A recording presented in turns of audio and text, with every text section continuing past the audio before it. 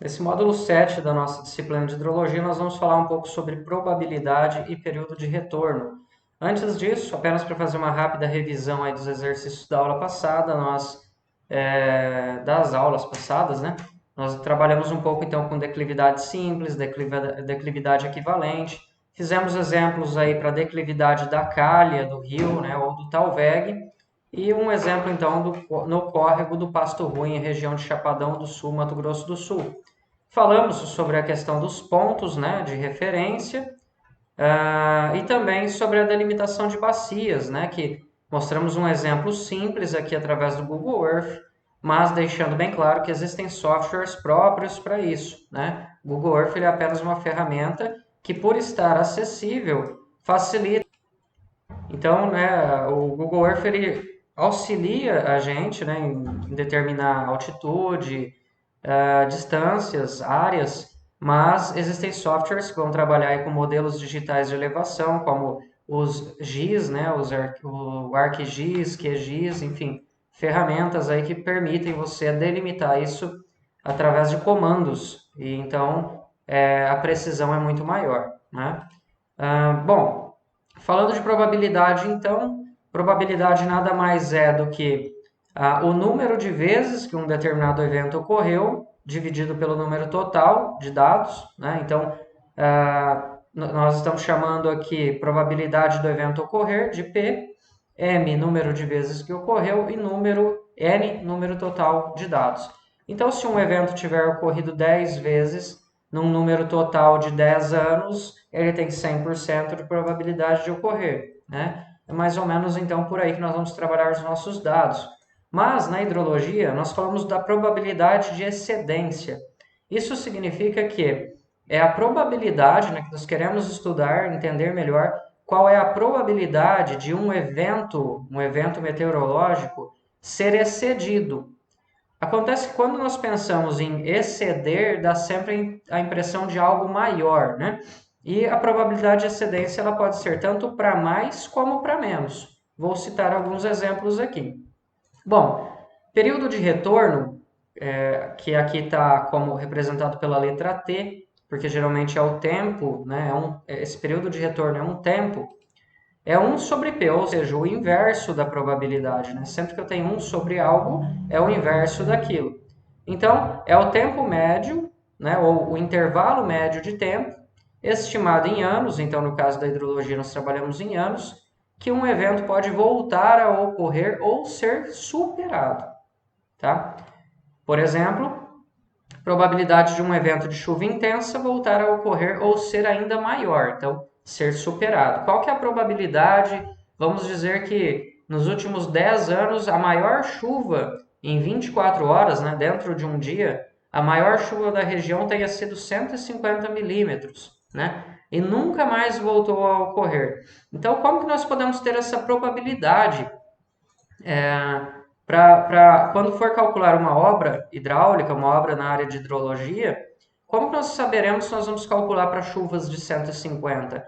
Ah, mas ela só ocorreu uma vez em 10 anos. Bom, é por isso que na hidrologia, sempre que possível, sempre que você tiver dados disponíveis, recomenda-se no mínimo 35 anos de observações, tá? Porque nós sabemos que vários eventos eles voltam a ocorrer ou já ocorreram há muito tempo atrás e nunca mais ocorreu, né? Mas isso não significa que parou de ocorrer, ele pode voltar a ocorrer, né? Nós sabemos que na hidrologia tudo é cíclico no clima, né? Já falamos isso nas primeiras aulas também desse curso. Ou ainda um outro exemplo, probabilidade de um evento de vazão mínima de um rio voltar a ocorrer ou ser ainda menor. Então lembra que eu falei sobre excedência? O que é um evento ocorrer, voltar a ocorrer ou ser superado? Então, no caso da chuva, qual que é a probabilidade de ocorrer uma chuva, no exemplo que eu citei anteriormente, de 150 milímetros ou maior que isso? Então vamos dizer que você tenha calculado uma barragem para suportar uma chuva de 150 milímetros. Mas qual que é a probabilidade de ocorrer essa chuva ou maior que ela? Tá? Então ela ser superada. Ou ainda, você tem uma captação de água para dessedentação humana, né, abastecimento urbano, ou dessedentação animal, um exemplo, abastecimento aí de aviários, confinamentos ou ainda irrigação para a produção de alimentos, né? Então, você precisa de uma vazão mínima que você calculou o seu projeto, né? Seja então animal, humano ou culturas, né? Agrícolas, e você tem aquela necessidade, aquela demanda de vazão, aquele volume de água que você precisa coletar do rio diariamente, portanto, vazão, né? Volume por tempo. E aí, de repente, você pega uma época seca, o clima, né, sofre uma mudança, e aí esse rio começa a diminuir muito a vazão dele. Pode ser que você chegue ao ponto de ter que interromper suas irrigações, tá? Então, nós falaremos disso mais para frente, sobre as leis, né, que regem os recursos hídricos no nosso país e como que são dadas as preferências aí, né? Então, só adiantando, se você chegar ao ponto de ter uma seca, a primeira que é interrompida é a vazão para a irrigação. A primeira você vai parar de coletar água, de captar água para a irrigação. Depois, se ainda assim a vazão diminuir muito, o segundo que você, em segundo lugar, você corta a coleta de água para dessedentação animal e depois, então, coleta para abastecimento urbano, né? O abastecimento, no caso, humano. Então, pode parecer estranho dessa maneira que eu estou dizendo, né? Nós podemos inverter isso para ficar mais simples de entender. A preferência dada sempre para a dessedentação humana, é claro, abastecimento urbano. Depois, animais, no caso, produção de animais, produção de carnes, né? E depois, para a irrigação. A irrigação está em último lugar. Pode parecer estranho, mas talvez vocês se lembram de casos aí não muito recentes, não muito distantes, né, que foi a seca de 2014, onde os principais rios do país praticamente secaram, né, diminuíram muito as suas vazões. A região metropolitana de São Paulo mesmo, talvez quem estiver assistindo essa aula não seja da região, não conheça, mas como é uma região muito grande, uma região conhecida nacionalmente, né? Então, estou dando esse exemplo. A região metropolitana de São Paulo teve problemas, inclusive, com seus reservatórios de água, né? Com os seus sistemas de abastecimento urbano, as transposições, enfim. E começaram a ter até que investir em mais obras para conseguir mais água para a população de São Paulo, da grande São Paulo, não morrer de sede, né? Não ficar sem água para os seus cuidados básicos aí de saúde, enfim. Então, são alguns exemplos, né?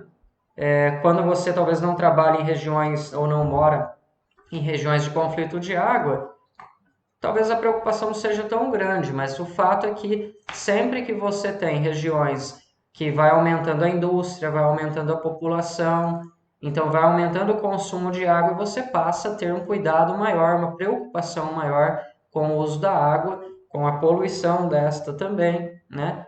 Então, se você mora em regiões mais do interior, regiões agrícolas, a preocupação não é tão grande nesse ponto de vista, porque nós temos água em abundância. Nosso país é um país que tem muita água, né? Mas nós precisamos lembrar desses exemplos, então, como eu falei agora, da Grande São Paulo, e nas primeiras aulas nós citamos já também exemplos aí da entrada de novas indústrias, dos setores de consumidores de água numa determinada bacia hidrográfica, não é? Bom, vou dar um exemplo aqui. Então, obter a chuva máxima de 24 horas para um período de retorno de 5 anos, né? Ou seja, quando nós falamos assim, como que eu vou obter a chuva máxima de um dia, né, no período de 24 horas, para um período de retorno de 5 anos? O que isso significa? Isso significa a frequência em que o evento pode ser repetido ou superado.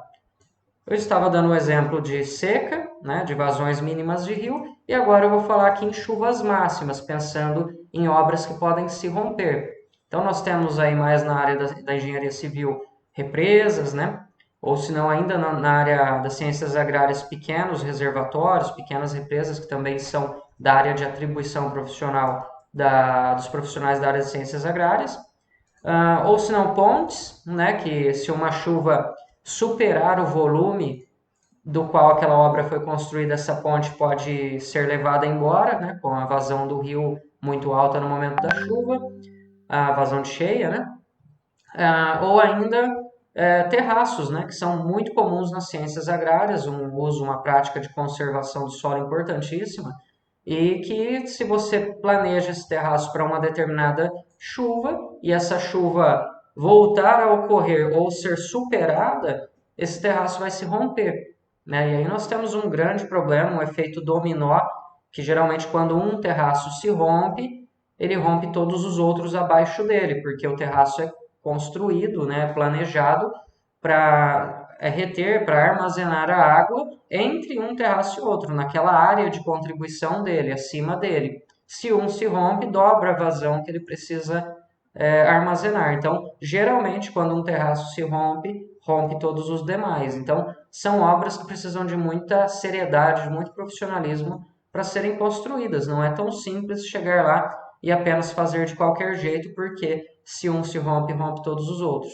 E os problemas disso podem ser gigantescos, né? Sempre no final de uma área, geralmente tem uma nascente, um rio, né? Então nós temos problemas que envolvem até o meio ambiente. E também, no mesmo caso, as pequenas barragens. Nós não podemos simplesmente ir lá e represar um rio sem ter um conhecimento técnico, sem ter um projeto, porque se essa barragem se rompe, ela pode levar pontes embora, ela pode alagar áreas, né, de um produtor, de um vizinho seu que tenha áreas abaixo dessa região, casas. Então, uma série de coisas tem que ser levadas em conta aí. Por isso, nós vamos falar um pouco de período de retorno em anos, né? O que seria obter a chuva máxima de 24 horas para um período de retorno de 5 anos? Vou dar um exemplo aqui. Esse exemplo é um exemplo hipotético, tá? Por isso esses anos e esses valores. Vejam que aqui o que significa? É só para ser mais didático, com valores mais espaçados. Depois nós vamos fazer um exercício com dados reais, tá? E eu estou dizendo isso, que não são dados reais, porque veja, em 1968 a chuva máxima, ou seja, no ano inteiro, a chuva máxima do período de 24 horas foi de 10 milímetros. Isso é praticamente impossível. Isso aqui é só para fazermos o exercício, para ficar mais didático, e depois que vocês entenderem o conceito, nós vamos para dados reais, tá? Bom, primeiramente, então, você vai pegar um determinado período de tempo, então nós pegamos de 1960 até 1969, em uma determinada região, estação meteorológica, enfim, que você mede chuva todos os dias durante o ano. E aí, então, um exemplo aqui, em 1960, a maior chuva acumulada no período de 24 horas foi de 50 milímetros. Então, de todos os dias do ano, os 365 dias do ano, o máximo que acumulou de chuva em 24 horas foi 50 milímetros, é isso que significa. E aí o exemplo aqui, então, colocando valores para vocês nos outros anos. E aí nós temos, então, essa tabela que vai nos auxiliar a calcular a nossa probabilidade e o nosso tempo, né, ou período de retorno. O primeiro passo é ordenar de maneira decrescente, tá? Então vamos lá. Obter a chuva máxima de 24 horas para um período de retorno de 5 anos, né? Esse é o nosso objetivo. Ok, então fazendo aí para vocês, depois vocês refaçam, por favor, né? Então nós pegamos, vejam, a maior chuva foi em 1964, de 80 milímetros. A segunda maior foi 70 milímetros no ano de 1966. E assim por diante. Nós só ordenamos de maneira decrescente, né? Do maior para o menor. Bom, isso aqui, gente, está dizendo para nós que nós temos, então, quantas observações? Vejam, do ano de 1960 até 1969. Então, 1, 2, 3, 4, 5, 6, 7, 8, 9, 10 anos, não é? O ideal não é 35 anos, então volto a dizer, esse exercício é apenas para vocês entenderem o conceito, quanto mais anos, melhor, né? Se você tiver mais de 35 anos, ótimo, né? Porque o clima, ele é muito variável. Quantas vezes vocês já ouviram dizer assim, uma chuva que não ocorria desde 1960, né? Então, essas coisas podem ocorrer e aqui é só um exemplo com 10 anos para ficar mais fácil de calcularmos, de entendermos, tá? Então, colocamos um número de ordem, né, que seria de 1 a 10, os 10 anos de observação. E esse número de ordem ele é só para nos auxiliar no número de vezes que um evento ocorreu. Porque, vejam, nós podemos considerar que nesses 10 anos, quantas vezes ocorreu chuva de 80 milímetros, né, nos nossos dados históricos? Apenas uma vez. Agora, quantas vezes ocorreram chuvas de 70 milímetros nesses 10 anos? Duas. Aí você deve estar procurando aqui, cadê o outro 70? Não é isso. Eu quero que vocês entendam que num determinado ano choveu 70 milímetros e no outro ano do histórico choveu 80. Então, dentro do 80 tem uma chuva de 70 milímetros e foi superado. Isso que significa o evento ocorrer ou ser superado. Então, nós temos chuvas aqui, ó, com a probabilidade de ocorrer duas vezes nesse período de 10 anos, chuvas de 70 milímetros ou mais. Então, é aí que nós vamos começar a construir a nossa probabilidade de um evento acontecer ou ser superado, ok? Então, repetindo para vocês. Se eu calculo uma obra, né, eu preciso saber qual que é a frequência que esse evento pode ocorrer. E aí, então, supondo que eu tenha calculado ó, uma obra aqui para suportar 65 milímetros em 24 horas, né? Eu sei que 65 milímetros ou mais ocorreu 3 vezes em 10 anos. Então, é 30% dos anos. Essa obra pode se romper porque chegou no máximo e ainda em mais 2 anos foi superado essa vazão, essa quantidade de chuva, né? Então, veja, se eu calculo uma obra para suportar aqui 65 milímetros e esse 65 ocorreu um ano, ocorreu 2 no 70, porque ocorreu 65 e foi superado. No outro ano ocorreu 65 e foi superado, chegando até 80. Então a obra se rompeu, não é? Então, com base nisso, que nós vamos começar a construir a nossa probabilidade para saber as chances que nós temos de uma obra hidráulica ser rompida, ser danificada, ok? Então, basicamente, é o número de vezes que aquela magnitude do evento ocorreu ou foi superada. Ok? Bom, basicamente, gente, depois que nós ordenamos de maneira decrescente, não importa mais para nós saber em qual ano ocorreu a determinada chuva máxima. A partir daí, isso é só para nós montarmos uma probabilidade. Se nós temos 10 anos de histórico, quantas vezes o evento ocorreu ou foi superado?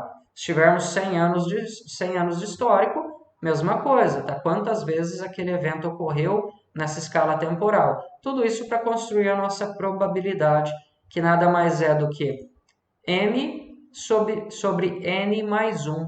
E eu vou explicar o porquê que esse mais 1 apareceu aqui. Bom, esse mais 1, gente, colocando os números vai ficar mais fácil de vocês entenderem, mas basicamente é porque nós dizemos que não existe 100% de certeza em nada. Tá? Então, não existe 100% de certeza. É um artifício matemático para o uso da probabilidade. Ok? Colocando números vai ficar mais fácil, vejam. Então, nós temos aqui, ó, M, né? Quantas vezes ocorreu 80 milímetros nesse histórico de 10 anos? Ocorreu uma, né? Dividido por N mais 1. Quem é N? O número total de observações, 10 anos, mais 1. Então, 1 sobre 11 dá 0,09. O que 0,09 significa para nós? 9%, né? Então, se nós multiplicarmos, vejam as aulas anteriores, né? Se nós multiplicarmos isso por 100 sobre 100, que é uma unidade, então 100 vezes 0,09, nós temos aí 9. 9 sobre 100, 9%, né? Então, não vou fazer os cálculos, né? Só essa, já fizemos em outros momentos, em outras aulas. E aí, se nós seguirmos fazendo 2 sobre 11, 3 sobre 11, então vou colocar os valores para vocês. Peço que recalculem, né? Vejam se o de vocês está certo. Esse aqui, então, serve de gabarito para vocês. Aí eu vou colocar de novo a conta inteira aqui. O último seria ó, m sobre n mais 1. Aqui são 10 observações. O que são essas observações? Quantas vezes ocorreu 10 milímetros em 24 horas? 10 vezes. Todas as vezes ocorreu chuva de 10 milímetros em 24 horas, só que nos outros anos ela foi superada, né? Nós tivemos chuvas de 20, de 30, de 40, chegando até 80. tá? Então, de 10 em 24 horas ocorreu 10 vezes. Porque essa chuva de 10 está dentro da chuva de 20, dentro do ano que choveu 30, ok? Como a gente explicou antes ali. Bom, gente, então 10 sobre 11 dá 0,91, 91% de probabilidade disso ocorrer. Então vejam como que esse artifício matemático nos auxilia a não colocarmos isso como 100% de certeza, porque se não tivesse o n mais 1, se fosse apenas m sobre n, nós teríamos 10 vezes que ocorreu a chuva de 10 milímetros nesses 10 anos, todos os anos ocorreu pelo menos 10 milímetros, né? Aí sobre 10 observações, que é o número total de anos. 10 sobre 10 daria 1, que é 100%. Ok? Então, o mais 1 é para ser sobre 11, e aí cai para 0,91. Então, dizemos que a probabilidade é de 91% de ocorrer. Isso porque nós não estamos num círculo fechado, nós temos o histórico, ele vai continuando acontecendo, então nós não podemos afirmar com 100% de certeza, né? Bom, e é claro que isso muda à medida que nós temos períodos maiores de dados. O que acontece quando nós temos mais observações? Essa porcentagem aqui ela sempre vai subir, né? Sempre vai se aproximar. Quanto mais anos de observações, mais nós nos aproximaremos de 100%, mas nunca o 100% exato. Sempre nós teremos o n mais 1, que é essa pequena diferença aí que nós não podemos dizer que temos 100% de certeza. Bom, então, o período de retorno, representado pela letra T, que é o inverso da probabilidade, nós nem precisamos colocar n mais 1 sobre m, né? Nós apenas vamos inverter aqui o 11 sobre 1, e assim até chegar no 11 sobre 10, né? E aí, então, temos 11 como resultado. 11 sobre 1, 11. 11 o quê? 11 anos. Bom, então vamos dar uma pausa aqui. Vamos entender o que estamos fazendo. Calculamos as probabilidades de cada evento extremo de chuva ocorrer ou ser superado, né? E agora nós estamos calculando o período de retorno desse evento. Qual que é o período que esse evento pode voltar a ocorrer? Em anos. Então, a chuva de 80 milímetros, ela pode voltar a ocorrer a cada 11 anos. Nós não temos 10 anos de histórico e ela ocorreu uma vez, então pode ser que volte a ocorrer numa frequência de 11 anos. A cada 11 anos nós teremos um ano em que a chuva máxima foi 80. Estão entendendo? Então, lembrando, isso é um conceito de probabilidade, né? Não tem como ser exato. Quanto maior o histórico de dados, maior a chance de certeza, né? Maior a acertabilidade desse modelo. Bom, com os dados que temos em mãos, podemos dizer que ele pode voltar a ocorrer uma vez a cada 11 anos.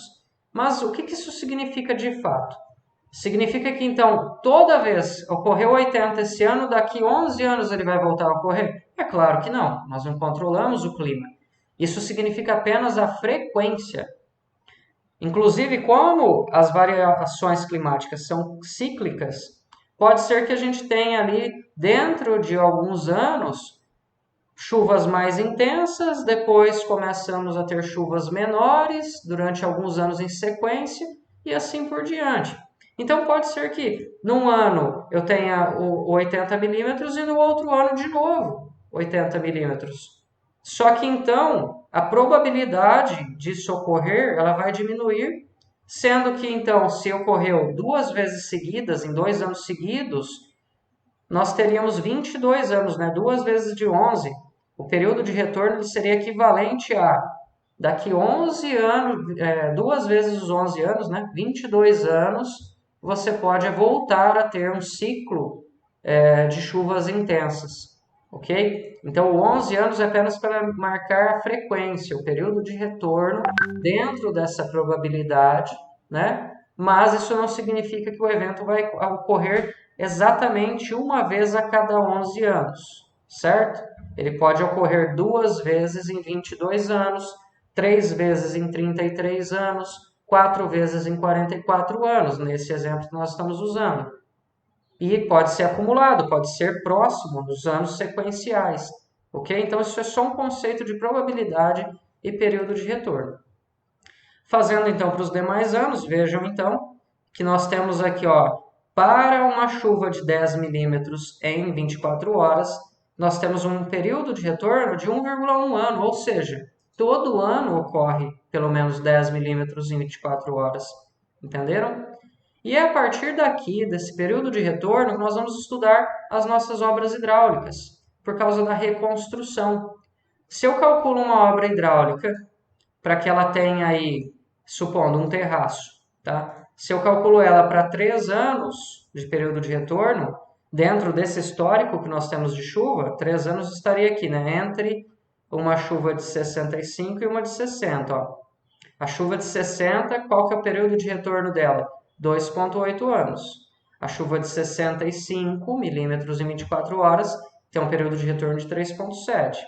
Então, se eu falasse assim, vamos calcular uma obra hidráulica para 3 anos, seria um valor intermediário aqui, então, que está entre 60 e 65, e aí calculo essa obra para suportar essa quantidade de milímetros. Qual que é a probabilidade de eu ter que reconstruir essa obra?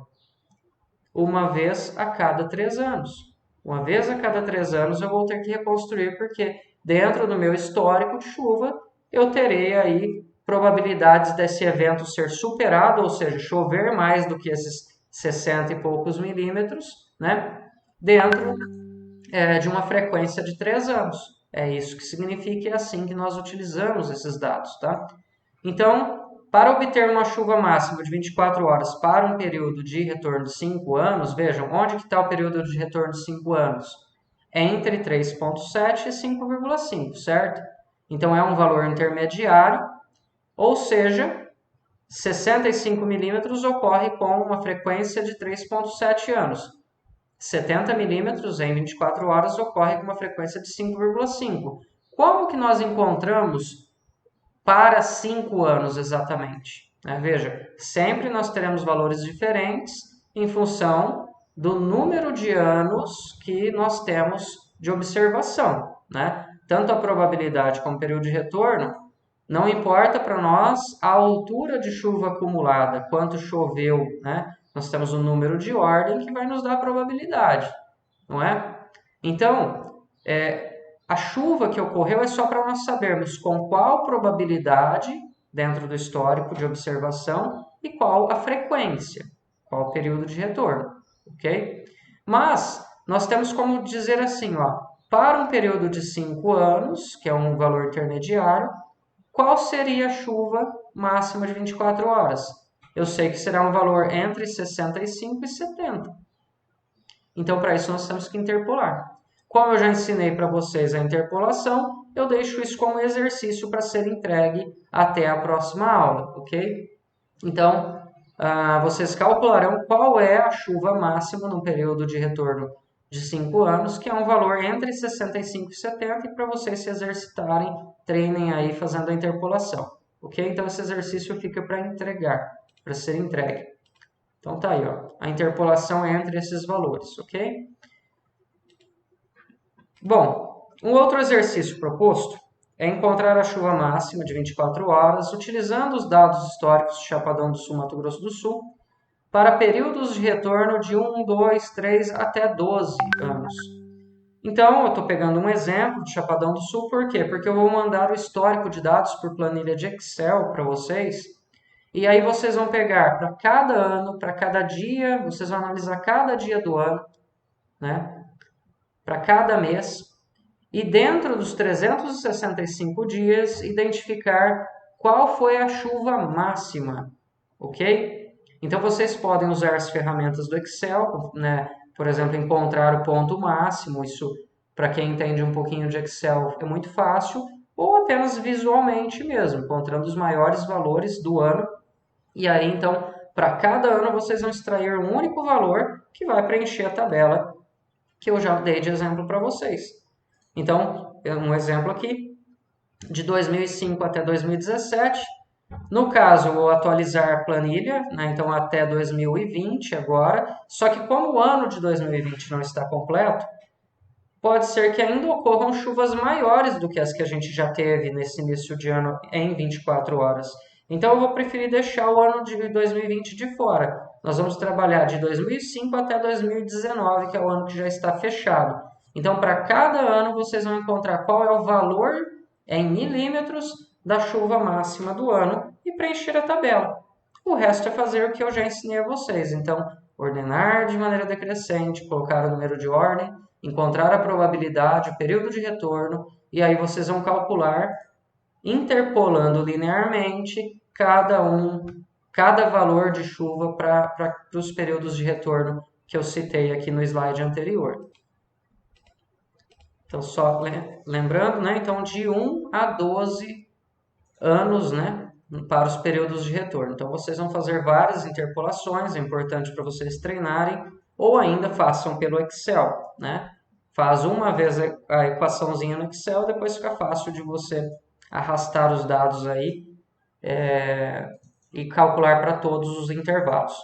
Bom, então eu vou passar para vocês os dados históricos da Fundação Chapadão, né, que nos cedem essas informações, em planilhas Excel. Vou enviar para vocês, ou nós vamos combinar pelo grupo de WhatsApp do curso de hidrologia, ou mesmo por e-mail, tá? E vou disponibilizar para vocês essas planilhas, da qual vocês extrairão, então, esses valores de chuva máxima em períodos de 24 horas e montar a tabela e me entregar em forma de exercícios. Ok? Então, até a nossa próxima aula.